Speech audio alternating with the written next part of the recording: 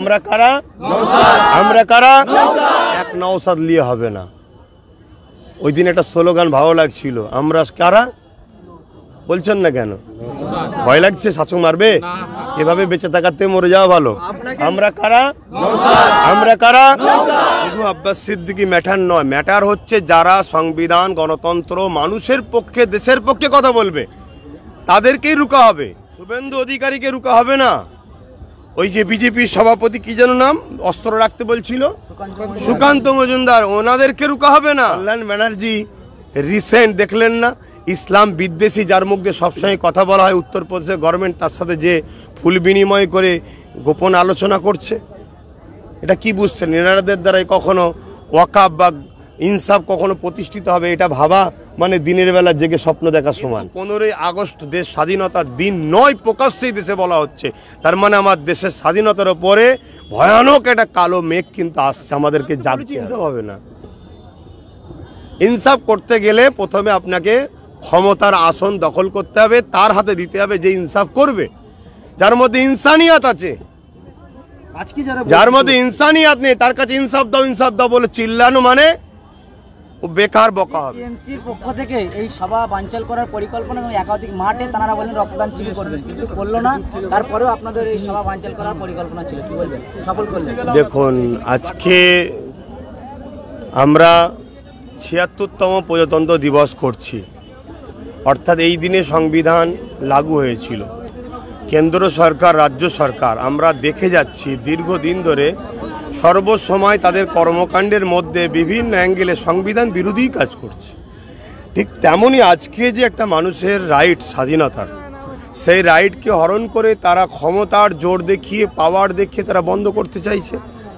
মূলত সাধারণ মানুষকে বোকা বানাবার জন্য বললো আমরা ব্লাড অর্পণ শিবির করব বা রক্তদান শিবির করব, এটা সাধারণ মানুষকে বোকা বানাবার জন্য। কিন্তু সাধারণ মানুষকে আমি বলবো, দেখুন আমাদের এখানে আন্দোলন কি, ওয়াকাফ বাঁচাও। বেকার আজকে ওবিসি সংরক্ষণ কেটে যাওয়ার জন্য 430 জনের ওপরে ডাক্তার তারা পড়াশোনা করে চাকরি পেল না, যাতে এই বেকার মানুষরা চাকরি পায়, এবং পাশাপাশি মাদ্রাসা শিক্ষা, এবং আজকের যে মূল বিষয় আমরা প্রজাতন্ত্র দিবস উদযাপন করব। তাই আমি একটাই কথা ভাবাবো, ওরা রাজ ক্ষমতাকে মিসইউজ করছে, অতএব ওদের রাজ ক্ষমতায় বসে থাকা আগামী দিন উচিত হবে না। যদি দেশকে বাঁচাতে চান, গণতন্ত্রকে বাঁচাতে চান, আমাদেরকে সজাগ হওয়া দরকার। আর যদি মনে করেন দেশ যাই যাক, আমার পকেটে তো 200-500 আসছে, তাহলে এখানে আমার কিছু বলার নেই। অধিকার ফিরে পাওয়ার কি অক্সিজেন পাচ্ছেন আব্বাস সিদ্দিকী সাহেবকে ওদিকে ডাকে, তার জন্য কি এই সভা বানচাল করা বা একাধিক জায়গায় এই মিটিং বানচাল করার কি পরিকল্পনা, কি বলবেন? দেখুন, শুধু আব্বাস সিদ্দিকী ম্যাটার নয়, ম্যাটার হচ্ছে যারা সংবিধান, গণতন্ত্র, মানুষের পক্ষে, দেশের পক্ষে কথা বলবে তাদেরকেই রুকা হবে। শুভেন্দু অধিকারীকে রুকা হবে না। ওই যে বিজেপির সভাপতি কি যেন নাম, অস্ত্র রাখতে বলছিল, সুকান্ত মজুমদার, ওনাদেরকে রুকা হবে না। আর টিএমসি কোনো কর্মকাণ্ড করলে বিজেপিও তাদের বিষয়ে আইনতভাবে যে ক্ষমতা আছে প্রয়োগ করবে না, করবে সেই রাস্তায় থাকা একটা গরিবের ছেলে সিভিক ভলেন্টিয়ারের কাজ করবে, সব্বাইয়ের দোষটা তার ঘাড়ে চেপে দিয়ে তাকে যাবজ্জীবন করে দেবে। হ্যাঁ, তাকে আমি নির্দোষ বলছি না, কিন্তু তাকে ওই একটা বলা আছে না, বলির একটা কি বলা হয় প্রবাদ বাক্য আছে, যাই হোক, ওই XYZ ওই রকম বানাবো হবে। তার নিরীহ মানুষ, অসহায় মানুষ, পিছিয়ে পড়া মানুষের হয়ে যেই কথা বলবে তার কণ্ঠকে রুকা হবে। আদিবাসীর হয়ে কথা বলোনি, দলিতদের হয়ে কথা বলোনি, গরিব পিছিয়ে পড়া হিন্দুদের হয়ে কথা বলো না, মুসলমান ইসলামের হয়ে কথা বলো না, কেন এগুলো হবে আমাদের পায়ের তলার গোলাম, এরা নাক চাকর, এদেরকে অনেক কষ্ট করে চাকর বানিয়েছি। আব্বাস সিদ্দিকী, তুমি এদেরকে চাকর থেকে তুলে মালিক বানাতে চাইছো কেন? তোমাকে প্রোগ্রাম করতে দেবো না। এই ওয়াকাফ বিলের বিরুদ্ধে পার্লামেন্টে বলার জন্য একাধিক শাসক দলের নেতাদেরকে সাসপেন্ড করা হলো পার্লামেন্টের মধ্যে, এই বিষয়ে কি বলবেন? এসব নাটক চলছে। কে ওয়াকাফ বিলের শাসক বলেছে বলুন, কে বলেছে? কল্যাণ ব্যানার্জি বলেছিল, কল্যাণ ব্যানার্জিকেও সাসপেন্ড, কল্যাণ ব্যানার্জি দলে নেতাকেও সাসপেন্ড করা, কল্যাণ আর বলুন, আর কারা কারা বলুন। কল্যাণ ব্যানার্জির কথা যেমন বললেন, এটা নাম বলতে হবে। শোনেন, একসাথে 50 জন থাকলে 45 জনই খারাপ হয়, 5 জনকে লোক খারাপ ভাবে। হয়তো 5 জন ভালো আছে, অস্বীকার করছি না, কিন্তু 45 জন খারাপের সঙ্গে থাকার জন্য ওই 5 জনকেও লোক খারাপ বলবে। তো কল্যাণ ব্যানার্জির কথা বলছেন, কল্যাণ ব্যানার্জি সরকার, টিএমসি গভর্নমেন্ট, তারা তো ওয়াকফ সম্পদকে দখল করে রেখেছে। কলকাতার ভিআইপি জায়গা তারা দখল করে খাচ্ছে, তাদের সব আমলা চামলারা, কথা বুঝে আসছে। তাহলে তারা কি তারা প্রতিবাদ করছে অকাপের জন্য? দ্বিতীয় নম্বর কথা, কল্যাণ ব্যানার্জি রিসেন্ট দেখলেন না, ইসলাম বিদ্বেষী যার মুখ দিয়ে সবসময় কথা বলা হয় উত্তরপ্রদেশের গভর্নমেন্ট, তার সাথে যে ফুল বিনিময় করে গোপন আলোচনা করছে, এটা কি বুঝছেন? এনারাদের দ্বারাই কখনো ওয়াকাফ বা ইনসাফ কখনো প্রতিষ্ঠিত হবে এটা ভাবা মানে দিনের বেলা জেগে স্বপ্ন দেখা সমান। ভাইজান, আপনার সংগঠন এবং আপনার প্রতিষ্ঠাতা করা দল দুটোই 2025-এর পর বাধার মুখে। 2026 লড়াইটা কি টাফ হবে মনে করছে? এটা তো বুঝতে পারছি, আমরা যতটা ইতিহাস পড়েছি, বাধা যখন চরমে পৌঁছায় জানতে হবে সাকসেসফুল খুব সামনে। কর্মীদের জন্য স্পেশাল কিছু বার্তা?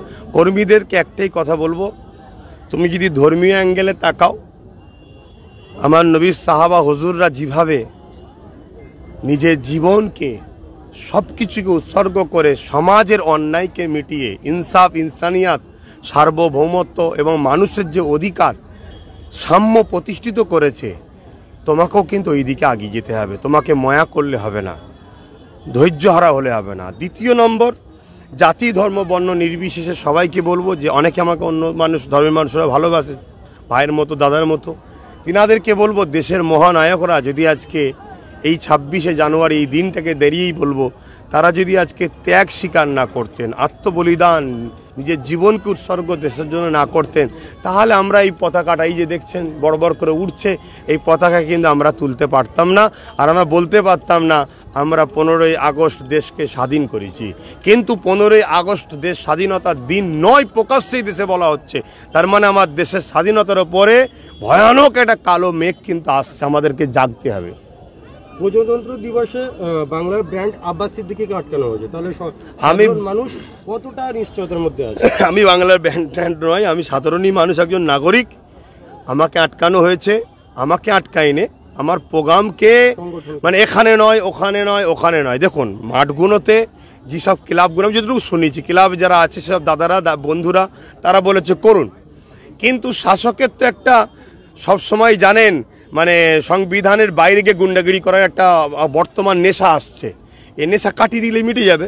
তো এই নেশা দিয়ে তারা বললো আমরা এখানে আগে থেকে নাকি পারমিশন করে রেখেছি, প্রশাসন ডেকে বললো, আর প্রশাসনের তো কিছু করার নেই, প্রশাসন তো ওই কী বলে যা ওখান থেকে বলবে সেই দিকেই লড়তে হবে, কিছু করার নেই। না হয় জঙ্গল মহলে পেটিয়ে দেবার, না হয় ওই ডেকে নিয়ে যে কাকুকে তার খুন রেপ করবে, বলবে এ করেছিল ধরো একে তুললি যাও, ফাঁসিয়ে দেবে।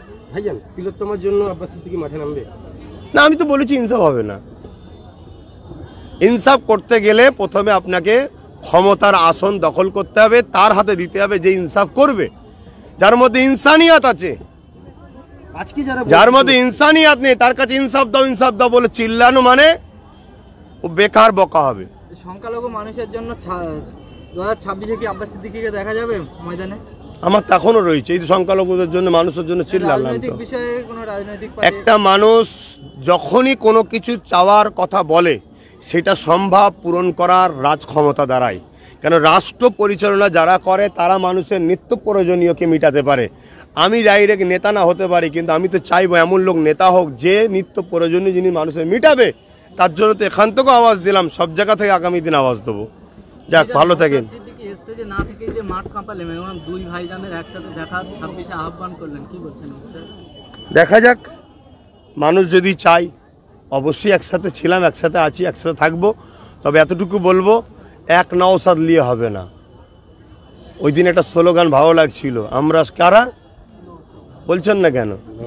ভয় লাগছে শাসক মারবে? এভাবে বেঁচে থাকাতে মরে যাওয়া ভালো। আমরা কারা?